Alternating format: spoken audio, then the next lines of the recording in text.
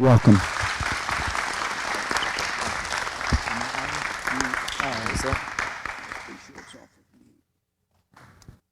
Yeah, it should be on. Am I? Oh, there we go.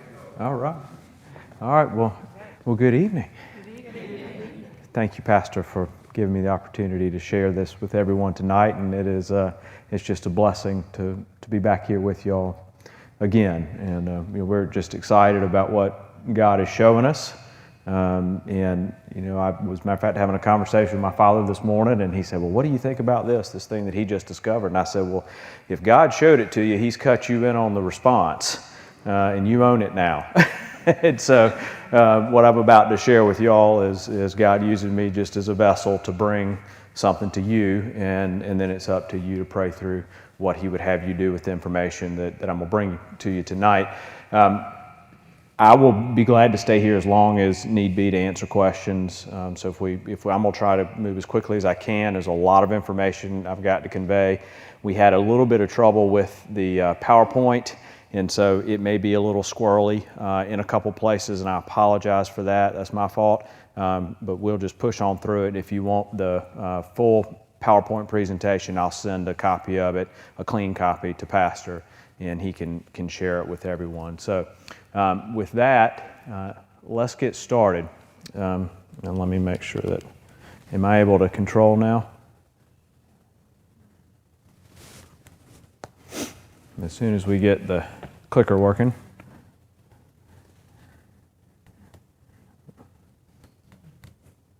There we go. Okay. Did y'all do that or did I? Okay. All right. Well, if I hold up my hand like this, if y'all just flip it forward.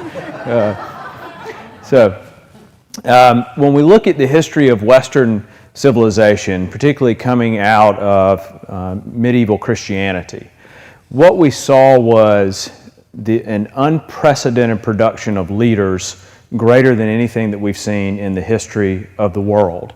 We saw men like Luther, Columbus, Newton, Wilberforce, who is probably my favorite up here.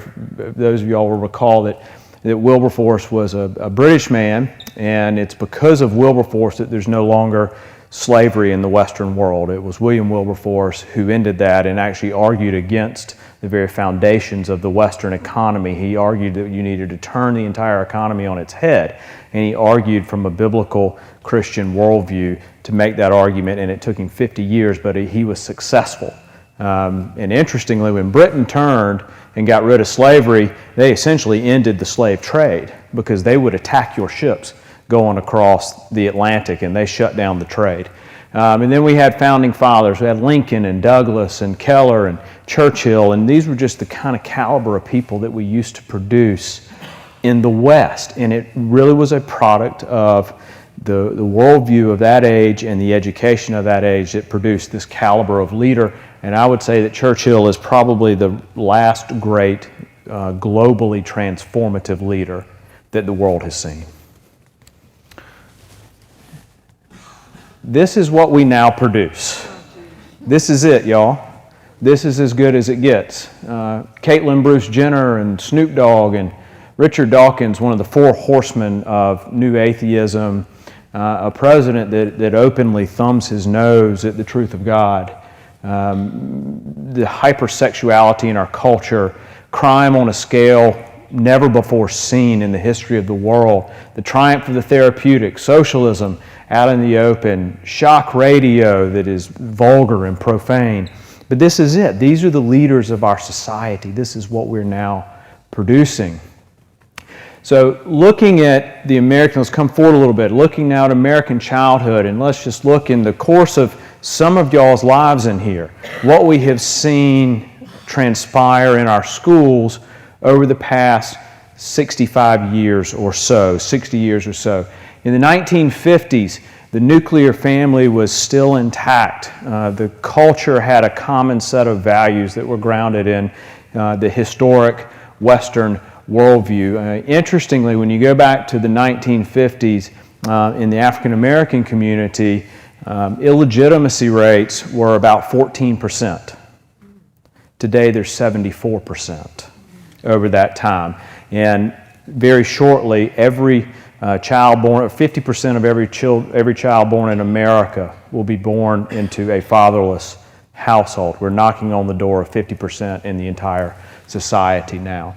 In the 1970s, we saw the me generation, the rise of sexuality, drugs, the death of love in that generation, sexuality without love. In the 1990s, as these truths have been destroyed, you see now the rise of violence in our schools. 1999, we all remember Harris and Klebold in Columbine High School, and the beginning of this era of mass shootings in our public schools. And then you get to today, jump forward another 20 years from there, and today you now have the advent of things called pregnancy pacts, where you have teenagers in schools in the United States of America who make pacts with each other to go get pregnant together and to have children together. So this is what's happened to our culture in the course of many of your lifetimes.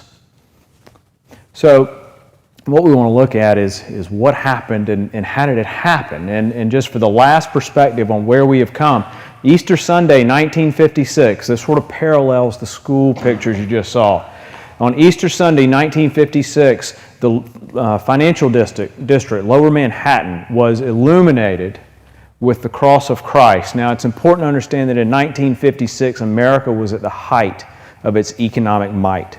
If you look at the gross domestic product of the United States of America, its growth was faster then than it's been at any other time in our history before or since. This was the pinnacle. And on the symbol and the engine that produced that kind of wealth, the financial district in Manhattan, we put the cross. You fast forward 60 years, and you see on another symbol of the nation, the Empire State Building, known around the world as another symbol of America's economic might that came from this generation, slightly before there. And we have replaced what was the cross, and now we have this sign of God's covenant mercy placed on a symbol of the nation. In other words, we are saying to God, we don't want your mercy. And we've placed it on a symbol of the nation. That same summer also, the White House, you'll recall, was also illuminated with that same symbol of rebellion. Also that summer, we saw Kali, the Hindu goddess of death, sexuality, and violence, placed on the Empire State Building. Kali, this pagan idol placed on the Empire State Building, is in all likelihood the largest physical representation of a pagan idol in the history of the world. And we placed it on a symbol of our nation. How long can you thumb your nose at God? So, now we want to know what happened. Now, before we get to that, we need a little bit of background. We need to have, and I think Pastor said y'all were just talking about this this past Sunday, which is great. So, as way of background, we need to understand what is the nature of truth. What is truth in reality? Well, in reality, truth is exclusive. It is immutable. That means it does not change. And it is objective. You can measure it. You can define it.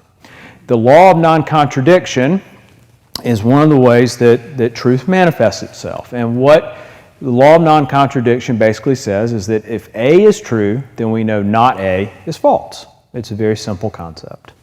So if this is a green circle, I know it's not a red square. It can't be a red square. If something is going up, it can't be going down.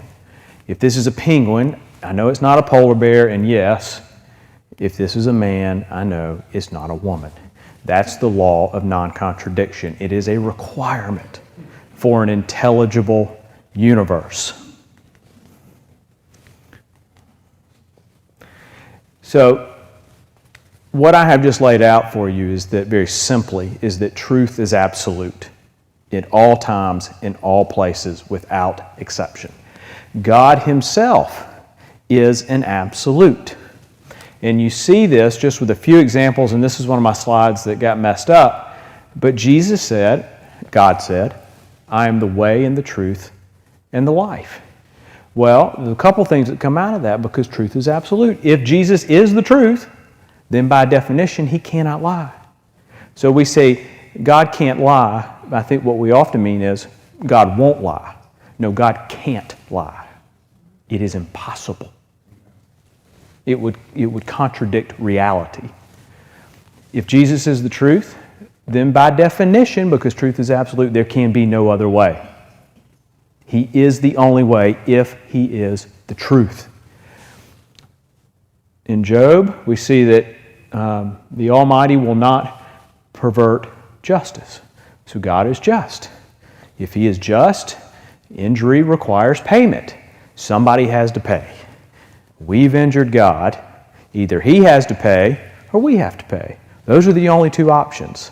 But in the universe of his truth, there is no third way. It's just important to understand that God himself is an absolute.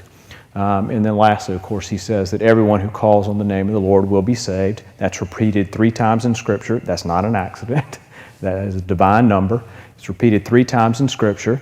And if you call on the name of the Lord, you will be saved. It is an absolute. So what would happen if you began to abandon truth as exclusive reality? Well, the world would begin to become unintelligible pretty quickly. You would see words losing their meaning. Coherent logic would be abandoned. You'd see the rise of moral incoherence. We're going to look at some of that. Everything would be equally true and false at the same time. In other words, it's all relative. How much of that do we see in our culture today? And then the most concerning thing is that when you begin to remove truth as exclusive reality, where it logically leads you every single time is that you have to discard evil. Evil cannot exist in a relativistic framework. It is impossible. We'll look at that a little bit. So what has happened to our culture, and obviously you recognize that what I just showed you is what's actually happening to us. We see this all around us.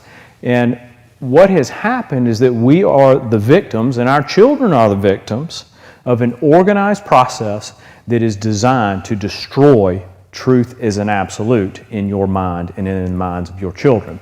This is called the dialectic method, and in this manifestation of the dialectic method, very simplistically, what it says is that you have, instead of one absolute truth, you have many competing truths. And no one truth is necessarily better than the other. And so you take competing truths and you push them against each other for a while, and you create a synthesis, which is a new truth that harmonizes these conflicting truths. So what this says is that you can have a circle and a square, and if you push those together, you can make a round square. Just same way you can make a one-ended stick. So Hegel, if you want to do more research, you can look up Hegel on your own, but Hegel really pioneered the use of this process in our modern context. Hegel brought this into a political and philosophical framework. And what Hegel figured out is that if you take the thesis, which is what is true, this is absolute truth, which is tethered to reality, and you have an agenda that opposes reality that you want to accomplish, you can use the dialectic method to do that, to move the needle. So what Hegel figured out is you take your antithesis that's tethered to your agenda, you push it against what is actually true. That's going to produce a lot of confusion because you're now opposing an absolute, you're opposing truth. And out of that great societal confusion, you can generate your synthesis and you can accomplish the agenda that's being pushed. So just seeing this over time, and we're going to look at some real examples of how this has happened. This was our historic starting point. This is where we were when we were producing the men and the women that you saw on that first slide. And when this process came into our culture through the cultural elites and the thought leadership in our culture, over time they have opposed absolute truths. And in the end, this is where it always ends, is that your original truth claim is annihilated and it is replaced with a false reality. Francis Schaeffer, in a book that was published in 1982, and if y'all really want to learn a little bit more about the dialectic method, Schaeffer has some good work on that. He was a real prophet in seeing this coming. But Schaeffer, writing in 1982, said that in a previous generation you could tell a non-Christian girl to be a good girl, and she might not do it, but she knew what you were telling her. Today, now mind you, this was 1982, today, that if you tell a non-Christian girl, or I would say now even perhaps a Christian girl in many cases, to be a good girl, she doesn't even understand what you've told her. because the word good, which is grounded in an absolute, we don't have time to go through that tonight, but it is, and I can tell you if you want to know afterwards, good is an absolute. And that's been destroyed, and so there is no shared frame of reference and knowledge in the culture. Let's see. So let's look at a few examples of how this has been used on the minds of us and on the minds of our children. Biological evolution is the one that is the most damaging to our minds and to our society. It is the building block for everything else. And I'm going to tell you all right now, we don't have time to go through all this, but biological evolution is absolute junk. It is junk scientifically, it is junk mathematically, it is junk from looking at it from physics, it is junk when you look at it with cosmology, it is junk when you look at it with philosophy. It just falls apart. It is the most spurious thing that's out there, but it is taught as an absolute truth. So our thesis, our starting point, what is true, is that we are created and that we are blessed because we are created. Well, when you had Darwin come along and Darwinian evolution come along, it says, no, I don't know about all this creation thing. Maybe that's in there somewhere, but the real reality is that biological creatures actually move from less complex to more complex forms over time, and that they evolve. By the way, y'all, that violates the second law of thermodynamics. Ask them about that. And then the synthesis, which is where we are today, is that you're left with naturalism. Nature is the sole reality. Human beings are no more special than any other life form on the earth, and that everything that we know must be learned by studying the natural world. That's where we are today. So if you want to know why in this city that there are people who will give $1 million to help homeless cats and dogs, but will not lift a finger to help homeless women and children, this is why. So I just want to make a couple little points on this one because it's so important. Francis Crick is one of the smartest men who ever walked this planet. Crick was one of the co-discoverers of the DNA double helix. The DNA molecule is the book of you. It's the book that God wrote that made these marvelous machines that are in this room tonight. We don't even understand how it works. It's so complex. It's the most complex computing system in the universe, in the known universe. Well, Crick discovered that, so he's a pretty smart fellow. He won the Nobel Prize, and he was a believer in the religion of evolution, because that's what it is. It's a religion. It's not science. But he was trapped by the inability of evolution to account for DNA. He understood DNA, and he knew how complex it was. In fact, Sir Hoyle calculated that the statistical probability that evolution could produce DNA is 1 in 10 to the 40,000th power. Now, that number is so big that none of us can understand it, but let me try to help you. It is the number of atoms, those little teeny invisible molecules that we can't even see that make up everything around us. The number of atoms in the entire universe is 10 to the 80th power. So Hoyle calculated 10 to the 40,000th power probability. In other words, it's impossible. Well, Crick understood that, but he was married to this religion that's taught as science in your classrooms. And so Crick became an early and a very visible advocate of the panspermia theory, which says that aliens seeded life on this planet. Somebody would just ask him where the aliens came from. So we laugh at that, but this is very serious. In an evolutionary framework, the only moral authority left is that of competing preferences. Natural selection requires natural rejection. Never forget that. In evolution, there is no moral truth. There is only competing preferences, cold and indifferent. So in an evolutionary framework, the 3 bloodiest dictators of the 20th century killed conservatively 100 million people. That's 101 million right there if you add them up. They may have killed up to 200 million people. And in an evolutionary framework, there is no moral authority to even declare the murder of these people morally wrong. Stalin, Mao, and Hitler all thought they were doing what was right because in their worldview, it made perfect sense. And every school child in America is taught this. Marriage and the family, the historical, true understanding of marriage, not just as revealed in Scripture, as practiced throughout cultures all over the world, is that marriage is a covenantal union between a man and a woman with complementary roles for the purpose of creating and raising children. The Christian worldview adds to the glory of God and the benefit of mankind. The cultural elites opposing this came back over time and said, no, marriage is not a covenant, it is a contract. That was the hinge. A covenant has no limits to your responsibility. A contract has very clearly defined limits to your responsibility. And if you breach those limits, the contract is broken and it's dissolved.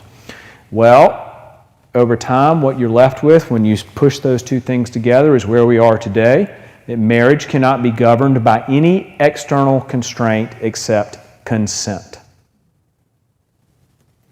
In fact, in late 2014, in a story in New York Magazine, a man was being interviewed about his romantic relationships with horses, mares, and in his moral justification for the relationships, he said that the horses consent to the activity.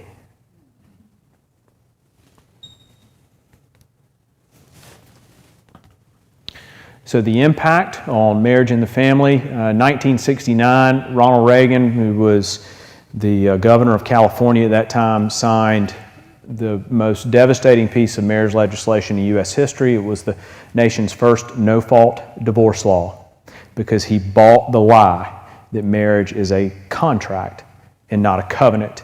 And once he signed that, no-fault divorce took off all across America. And what we see is that divorce rates eventually did stabilize, but what did not stabilize is children born out of wedlock continues to grow exponentially. And I told you, we're knocking on the door 50% in America now of children being born out of wedlock, illegitimate children. And then children born in previous years whose parents divorce, again, continues to rise. So we see the fallout is continuing to ripple across our society. Gender, our thesis, our starting point, our truth, historically, that we were created, male and female, and we were blessed. And we are blessed because we were made that way by God's design. The cultural elites came back and opposed that and said, nope, gender is shaped by the environment and factors that are unique to each individual. And then what you're left now today is that gender is of the mind and not of the body. Therefore, it is fluid. And just like you can decide you no longer want to drink Coke, but you like Pepsi now, so too can you change your gender from being a man or a woman to the other, or even none if you want to. So they say. So this picture here is really interesting. In a previous generation, a person would look at that and say, that's one of two things. That is a man who's had too much beer, or that is a woman who has chemically altered her body and physically mutilated it to make it look like a man's body who is pregnant. And that's in fact what it is. But what this generation does is this generation looks at that picture right there and says, that's a pregnant man. Because absolutes have been destroyed in their minds. It's not a pregnant man. So the impact in schools, and unfortunately this is actually getting dated now. This is from a year and a half ago. It's getting worse. But schools are teaching early teens and tweens how to have sex, telling them that they can, and educating them on how to obtain proper consent to engage in this activity. They're also being taught that and encouraged to change their gender, that they can change their gender. University of South Carolina utilizes the genderbread person to train faculty and staff and student leadership all over the University of South Carolina, and they have been for a few years. In Charlotte, I need to get a copy of this one, I've seen it, and in Charlotte schools now they're using the, I think it's called the gender unicorn. It's a purple unicorn for young children, teaching them how to change their gender. You see, sometimes the front door of the mind, the logic, is closed to Satan, but the back door of the imagination is always open. And that's exactly what they're doing. They're capturing the imagination of our children with this garbage. Politics and law, our starting point in the West is that law originates with God. Your civil, your moral, your criminal law must align with divine law in order to be valid.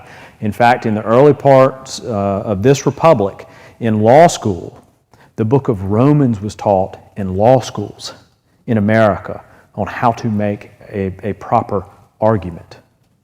Try to take the book of Romans into USC Law School now and see what happens.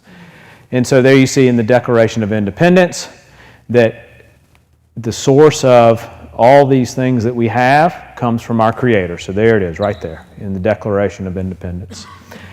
Over time, we've seen this happen, that the cultural leadership came back and said, no, it's not about law originating with God. Separation of church and state is the foundation of a truly free society.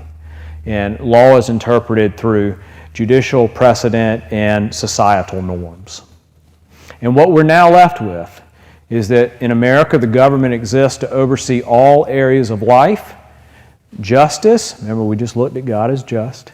Justice is achieved through uniformity to a government ideal, not to a moral absolute, but to a government and a societal ideal. By the way, y'all, this is socialism. Textbook, boom. Last one, education. The historic Christian, biblical, Western worldview understanding of education is that education begins with the knowledge of God. Parents are the primary individuals responsible for the education of their children. What we saw with the advent and explosion of public education in this country is that education is no longer about the knowledge of God, it's a tool of social change. And that bad people just need more education. And the educational systems can be used to meet societal goals. And where you are today is that children belong to the community, so education is everyone's responsibility.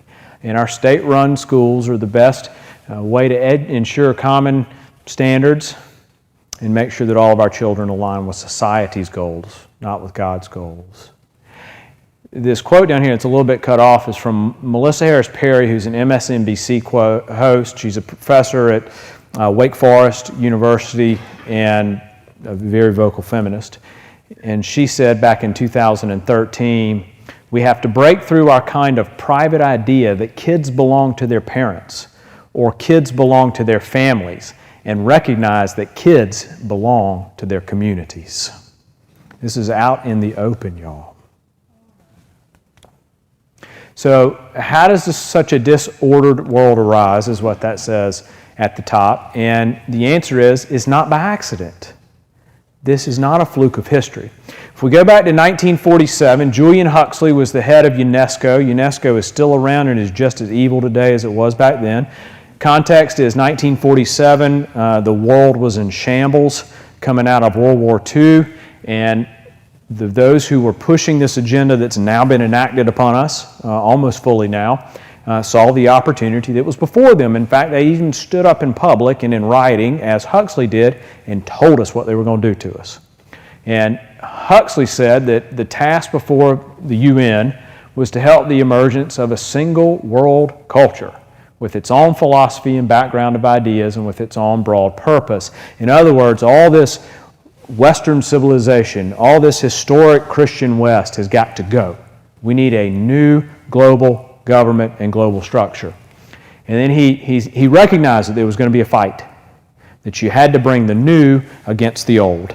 And he said, you can take the American and the Russian way, capitalism versus communism, Christianity versus Marxism, and you can reconcile these opposites.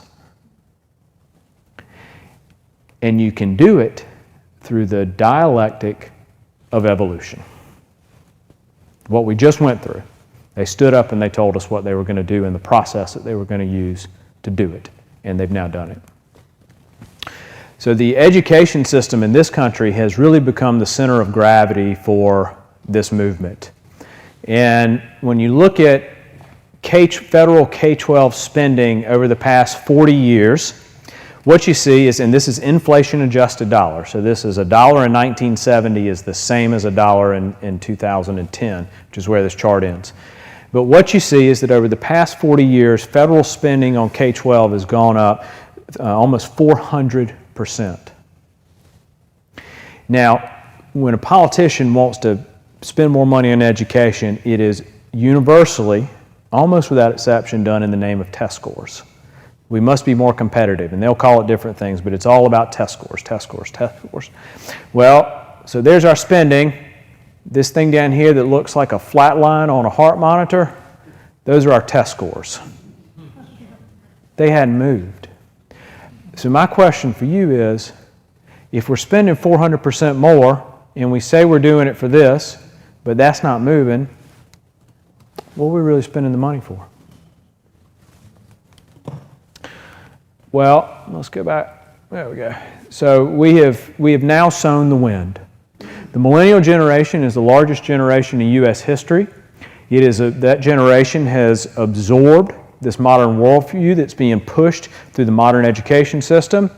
And something to be aware of, in 5 to 10 years, the millennials are age 18 to 35 roughly right now. In 5 to 10 years, they will control the levers of power in this country.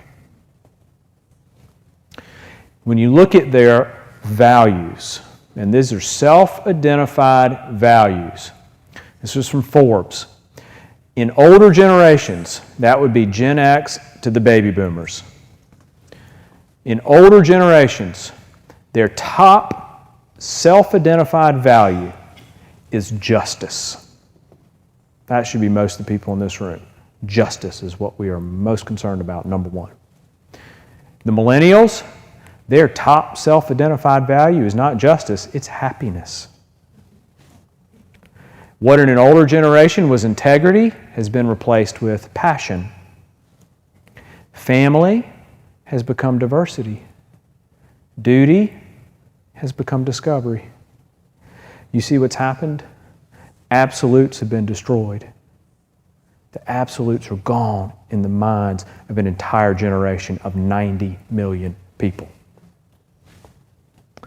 And Forbes said the persistent ranking of these values across the millennial age spectrum shows us that this is not something they're going to grow out of. So the result, of course, is that we've lost a generation. Just some headlines. Majority of millennials now reject capitalism. Any of y'all seen the news on what's going on in Venezuela lately?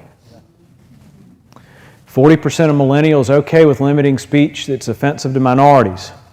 Anybody got their Bible with them? Anything that's offensive in there? Millennials don't know what they're talking about when it comes to economics. No surprise. 70% favor guaranteed health care, housing, and income. 70%. And here's your culprit. National Review reports that the new AP history standards follow modern progressive historians' soft Marxist interpretation of the history of Europe, which works to justify modern progressivism's soft Marxist political action in the present. In other words, millennials have been trained to view past and present, and I would say by extension future, through a soft Marxist lens. Reality has been replaced with a false reality. So lest you think that your Christian children are safe. Let me burst that bubble. What we have here is a very confusing chart, and I'm going to try to make it less confusing. The x-axis represents time, so we're starting in 1998 and going forward to 2015. The y-axis, the vertical axis, represents worldview. So at the top we have a biblical theistic worldview. That would be hopefully most of the people in here, if not everyone. In the middle we have a cultural Christian worldview. We can still sort of remember what that used to look like in America. And then in the bottom you have secularism, secular humanism, socialism. The lines represent the mode of education. Now remember, these are Christian children. These are not secular children, these are Christian children. So what we have seen is that schools that emphasize a biblical worldview, that they are producing children that have a biblical worldview when they graduate high school. Homeschool, here in the green, they're producing on average a nominal Christian worldview in a Christian household. And then the really concerning one. The orange line represents quote-unquote traditional Christian schools. And what we've seen over time, over the past 18 years, is that traditional Christian schools are now producing a secular humanist and a socialist worldview in their graduates. The black line is public schools. Public schools they're producing the same worldview that the Christian schools are producing. Folks, this represents 95% of our Christian children. Why is the Christian school producing the same product as the secular school? Because they're using the secular curriculum. And the curriculum is your mortal enemy. So Christian families today are losing 60% of their children each and every year by the second year of college. No movement can survive very long when you're losing 60% of your young people every single year. And why is that? Because we have turned our children over to the culture. 96% of the average American child's day is owned by the culture. The average American child spends 7 hours a day in school. For a child 5 to 11 years old, that represents about 50% of their waking day.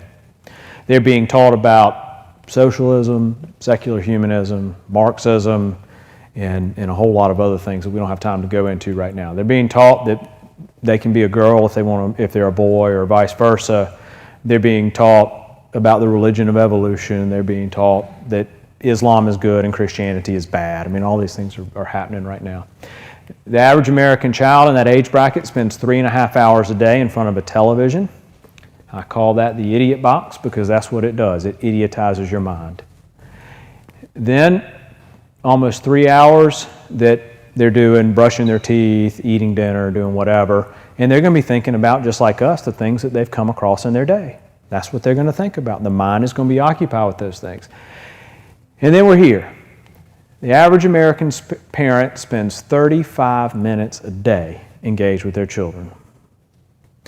Now, I can tell you right now, if you spent that 35 minutes giving your child a robust Christian worldview engagement for 35 minutes, which you don't, but if you did, for that 35 minutes, you're still going to lose. You're still going to lose. I mean, Pastor, how many hours a week do you get them here? You see what the culture gets. So, here's the question. Now that we're all depressed.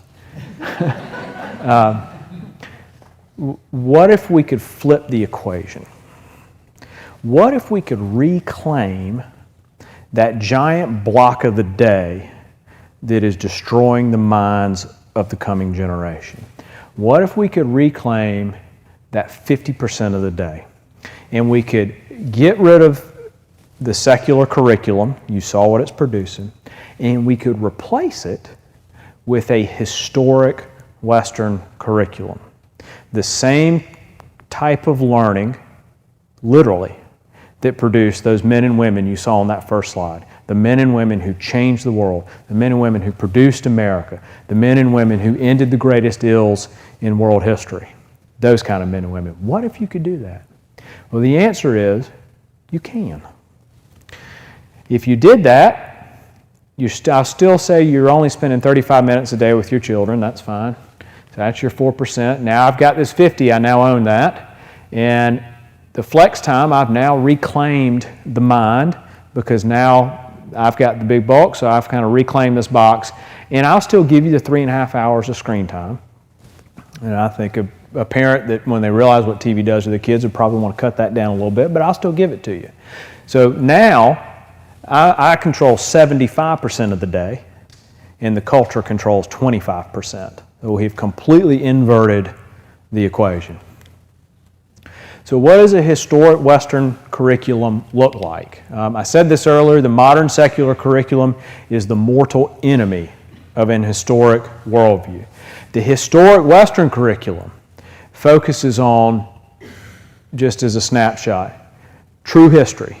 Not social studies, not people groups, true history.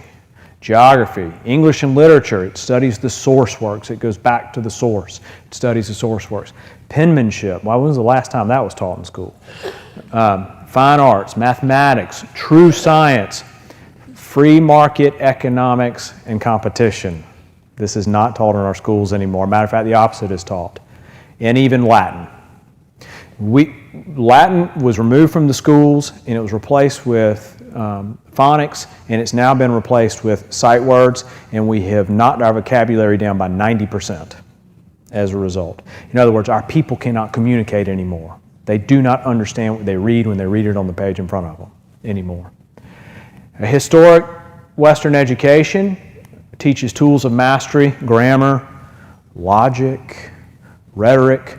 If you don't learn the rhetorical arts, you can't move people effectively.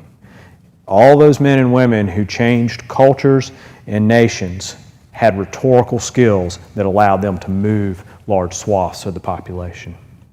And instead of just teaching knowledge, which is what we teach in the schools now, a historic education teaches knowledge, but also understanding.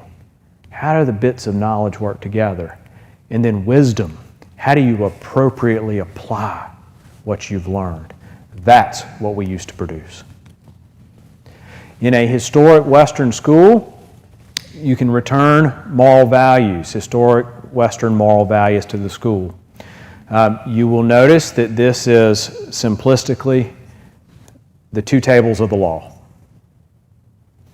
God says we are to be as wise as serpents and as innocent as doves.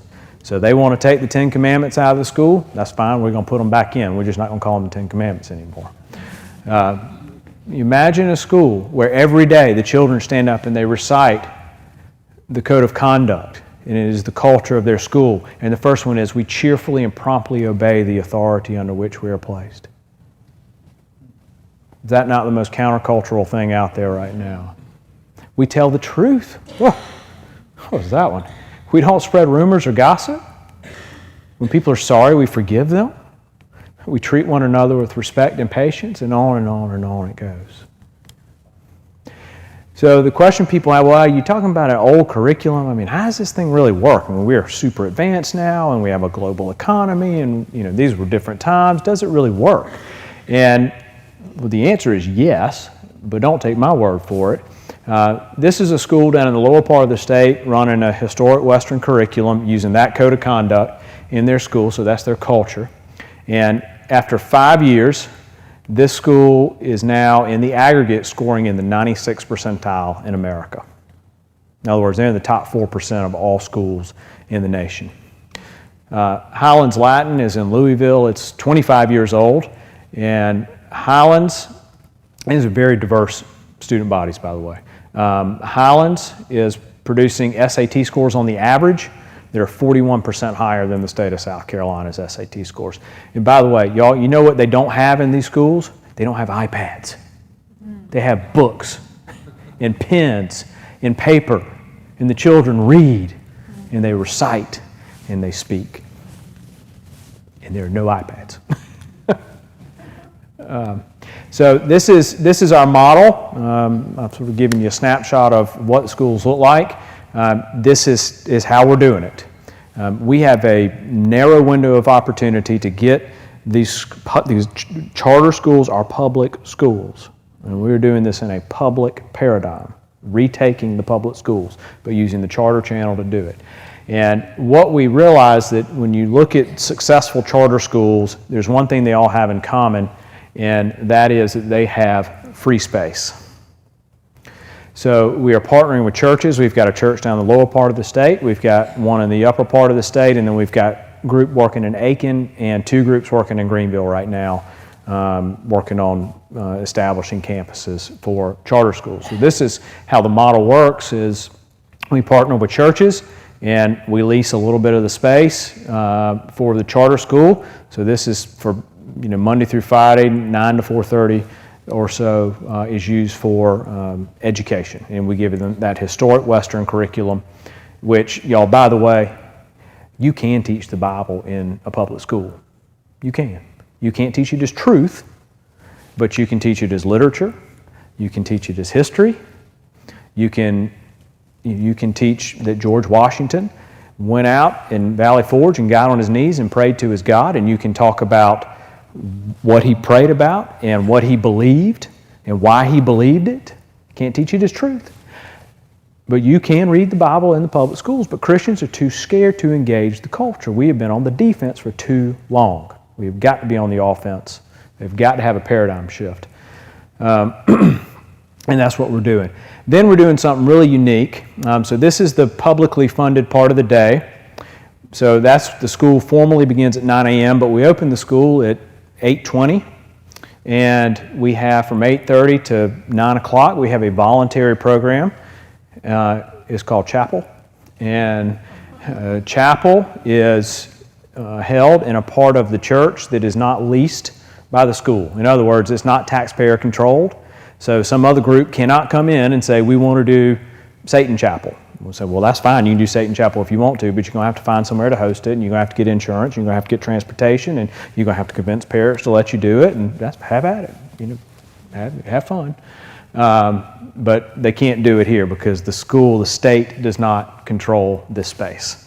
And then you may be familiar with release time that happens in a lot of schools where a Christian program may come into a school, which is getting them in trouble now because the Satan Club is wanting to come into the school too, and they can't tell them no because of the way it's structured it. Or they may pick up the kids and carry them to a church for Christian instruction. So we say, well, what if you use this same release time space or this same chapel space and you do your release time there? So in other words, the kids walk across the hall and they get a robust Christian worldview education during release time in the same facility. It's just not leased by the charter school. You can do it, and we're doing it. Our release time curriculum is from Summit Ministries. There's a quote from Dr. Dobson, and he's just saying that it's one of the best. And what we do is we're literally teaching, instead of teaching children 2 days a week with biblical truths and Christian worldviews, we're teaching them now to be 6 days a week, counting church as well. So you're just getting more into there. You got to control the mind. For our partner churches, this is an incredible outreach opportunity. A lot of y'all are very missional, and so it's y'all are going out to engage. Well, what this is what I call inbound missions. So instead of you going out, we bring the mission field to you. And so when you look at a hypothetical, and this is based off of essentially the numbers coming out of Buford in a private model that cost nearly $8,000 a year. So the numbers are smaller, but I use their numbers to be conservative. But the short of it is, and this is each year as the school grows, you see that of the parents and affiliated folks coming to the school, that you're getting a pretty significant chunk of folks that you have an opportunity to engage that aren't part of another church already. So I don't think we want to poach people from other churches. So we're wrapping up now. This is vision. If we're going to transform the state, we do have to move quickly. We need a network of these public charter schools across the state of South Carolina so that any kid in South Carolina who wants to, or any family who wants to, can have a Christian-friendly education for their children, an alternative that the king pays for, because right now the king is dumping stuff into their mind. And that should be a picture of a university right there. This is part of our quirkiness. But anyway, so instead of majoring in middle school and high school, they actually learn historically, then they go to the universities and get their skill specialization, and then they're deployed into areas for leadership. We've tiered the target response areas. Right now we've got a school going here. We've got a couple working in a couple of groups working in Greenville, group down here in Aiken. Would love to have a group here. We have a group in Hampton County down here, but the key is if you can help it, if the Lord opens the doors, you want to be in your areas of your greatest influence on the state. And so this is really what's at stake here, and this is the conclusion. Rachel Joy Scott was the first student who was murdered at Columbine High School. And there's a movie coming out about her now, and her mother was quoted recently, and she says that our schools, our public schools, have become a campus for the enemy, Satan. Schools have become a campus for Satan. It's an open playground for him because so much of the Christian voice has been stifled there. Y'all, that's just reality. That's just where we are. But we don't have to be that way. But if we keep playing defense, if we're not wise the way that God has given us a mind to be wise, to fight what's going on in this culture, to stand up and to be the church that we're called to be. We are not called to retreat into our shell and hunker down against the world. Amen. We're called to be in the world, but not of the world. So, Pastor, I thank you for allowing me to share all this information with them tonight, with everybody here tonight. I would be happy to answer questions for you. I know it was very quick and it was a lot of information. That you just got about 3 years of research in 40 minutes. So that was the best I could do on that. But I'd be delighted to answer any questions, or if you had any questions about the dialectic or anything else, or why good is an absolute. Yes, sir. Well, how can we make sure that I call it our enemy, doesn't come in and try and take over? Well, anytime, look, remember when Harvard was started, the motto of Harvard was truth for Christ, and now it's just truth, because they did. He came in and took over. And so that's something that you've got to be ever vigilant about. But what we've done is that with the churches, we're structuring the lease arrangement between the school and the church as a 3-year lease with a 1-year roll. So it's first is 3, and then you just add a year if you want to re-up. And we're structuring the initial boards as 3-year terms. So in other words, we know what the board is going to look like for 3 years, and we're putting everything in place that we can to try to protect against a takeover of the board. But if it happens, then we'll collapse the school. You just terminate the lease and you collapse the school, and you just stand a new one up in its place. And you reconstitute the board, and you just move the children over to the new school. It'll be seamless, more or less, for the families. But that's the way you do it. You've got to have a kill switch. And because it's a charter, yeah. So that's essentially how you do it. One of the other things that we're looking at doing is, with our group, and we are a nonprofit organization, with our group is actually contracting with the school board to provide the head of school, the headmaster, so that headmaster is an at-will employee. So that if the headmaster goes off the rails, and I've seen that happen, that he or she's gone. Replace them. Now, a lot of the things that we need to do that we don't is pray for our government. I mean, our leaders are going the opposite way they should go. The ones coming up are even worse. Well, I'm gonna tell you, and I'm just gonna speak bluntly, we're gonna continue to lose in government until you begin to raise up people who can think again. I had great opportunity this summer to go study under J.I. Packer for a little while, and Packer, he just kept coming back to it. He's 90 years old, and he's watched it happen, and he said, we have lost the mind. And he made the point, he said, the mind will lead the emotions. You've got to control the mind. You've got to train the mind. And you go to Romans 12:2, and God says, do not be conformed to this world, but be transformed by what? The renewing of your mind. Got to control the mind. Yes, ma'am. How will the kids actually, for some charter schools, they're actually chosen by lotteries and stuff like that. How will these kids be chosen for the charter school? Right. Well, it's a public school, so if you have space and they come, you have to take them. What we're doing in Belton, which is in Anderson County, which is the one that's the furthest along, is that we have a group that is a group that does very high-end political work. And my partner in this used to serve up on Capitol. He was up on Capitol Hill for 8 years, and he's a lawyer. He's the one that came up with the legal structure for all of this. And so we both have a political background that we come out of.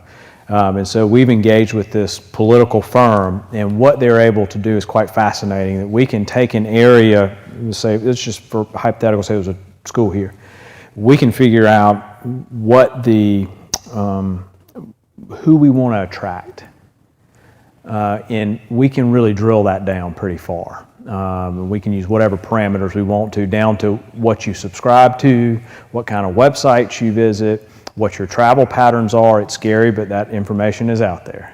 I can buy data that tells me where you go based on your cell phone pings to figure out what your travel patterns are. Do you meet these criteria, and do you go within 5 miles of this location 5 days a week? And if so, now we can micro-target you, and so we'll communicate into those households, and that's what we're going to do. We're going to mail them, call them with a robocall, then live call follow-up if they want it, and then we're sending people to their door. So to really try to, what you're trying to do is give an alternative for Christian families. That's what that's really who you're trying to go after. You're not looking for, not trying to target high risk and burden necessarily. You're just trying to serve right now the Christian community. Yes and no. You familiar with the concept of triage? Okay, so on the battlefield, the surgeon's got to get there, and he's got 10 people laying there. He's got to figure out real quick which ones are going to die and which ones have a chance to live. And the ones that are going to die, unfortunately, you just let them die. And then you put all your energy into the ones that are going to live. And then then you go back to them. So what we're dealing with now is triage. We are losing 60% of our Christian children every year. We have got to triage that. We have got to stop that bleeding. And if we don't stop that bleeding, there's not going to be anybody left to help those people. So, in the end, yes. But we've got to triage for Christians. But that we're not going to. You can't turn anybody away. Yeah. It's fascinating. I actually homeschool. We actually use classical. Yeah. Classical model. It's interesting. The school in Beaufort that I showed you, Holy Trinity. That is, when you walk to the front door of that school, on the crest, it's huge, right on the door, it says Soli Deo Gloria, which is one of the 5 solas of the Protestant Reformation. It means to God alone be the glory. And it's on the front door of the school. And you walk in and there's a cross hanging in there. And they start the day with chapel. And it's just in your face. This is a Christian school. 25% of their kids don't come from Christian households, because they want what the historic education produces. And they're willing to take your Christianity if they can get that education, because that's what they think they want. And that's what God does. He will use what you think you want to bring you to what you need. Yes, ma'am? What about special needs kids? Are they going to be met at the school? They will be. They have to be. You're required. Yes, ma'am, and then yes, sir. So, and let me be blunt, is one of your purposes here tonight to recruit this church? That's up to y'all. Pastor invited me to come share, and so I'm sharing, and that's between you and God.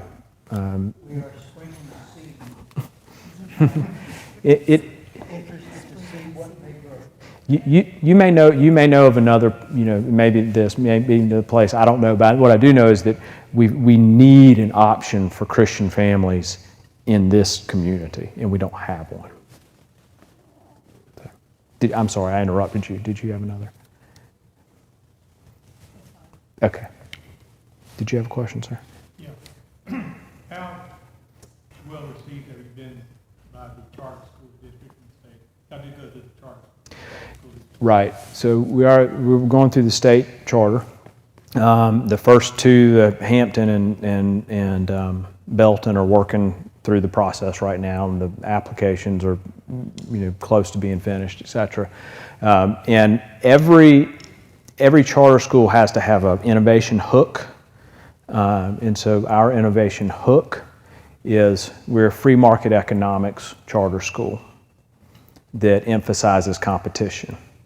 And the reason we chose free market economics, one is that it's innovative today, and two, you don't get the free market without the historic Western worldview. It only comes out of that. So on the surface, that's what it is.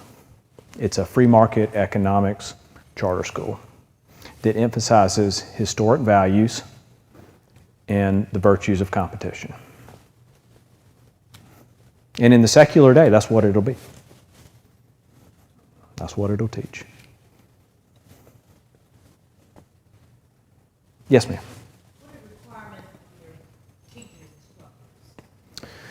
skills? The 25% of your teachers have to be state certified, and we're working with some.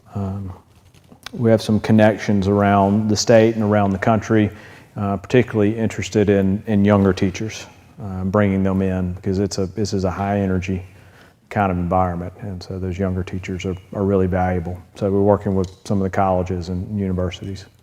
And that's, incidentally, I learned that from being so involved with the school down the Low Country in Beaufort, and that's what they do. They'll find the really great teachers that are coming out at the institutions they want them coming out of. They don't really hire from anywhere, so they hire from the right places, and they bring them in, and they train them. So,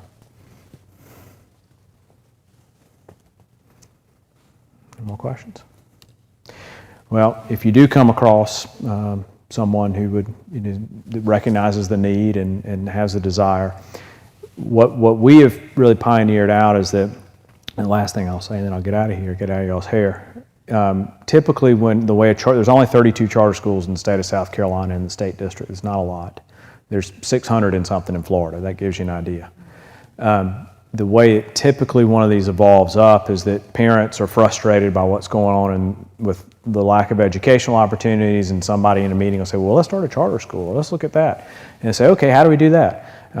And then they have to go read the statute, begin to learn how you start a charter school. They have to hire a lawyer. They have to engage all sorts of expertise to do this massive amount of work. It's a 180-point punch list just on the front end to get one of these things going. It's a huge undertaking. And so they put in hundreds and hundreds of volunteer hours. And at the end, if they're successful, most of them are not, but if they're successful, they have a school.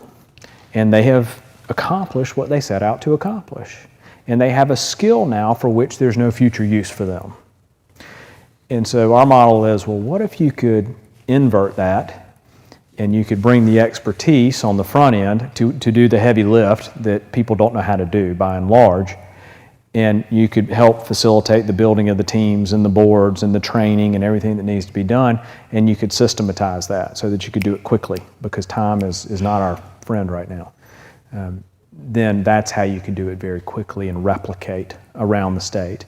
And again, the free space is really the key for the schools to really be successful. That's really important. And where else is there unused educational space 5 days a week from 9 a.m. to 5 p.m. On every street corner in South Carolina, but in our churches? And God has given us assets. He's given us minds, and He's given us information, and He's given us Scripture, and He's given us physical assets. And we will be accountable for how we use those. So, all right. Thank you all.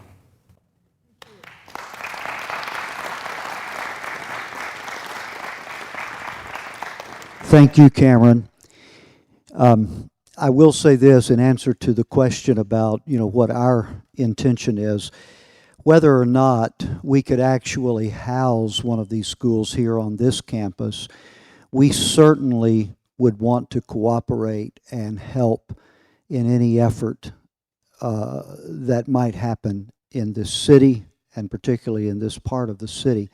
I will tell you that right now we have an after-school program, and we have almost 75 children that are in that building next door every afternoon from 2:30 to 6 p.m. that we're caring for. 2/3 of those are scholarshiped because they are the children of single-parent families that cannot afford to put their children in aftercare. And so we provide a Christian, godly, safe environment for them where they get a hot meal here every day. Some of them don't get a hot meal at home. They get it here. They get the gospel. They get character training, help with homework, and so forth. So that is already going on here. And, we would have to definitely look at how we coordinate all of that if we were to try to also have a school. But I'm not saying that couldn't be done, but that would be a little bit of the challenge because, anyway, for obvious reasons. But we're wide open. We just we want to be strategic, and we want to be missional, and we want to be sensitive to what the Holy Spirit is calling us to do as a congregation.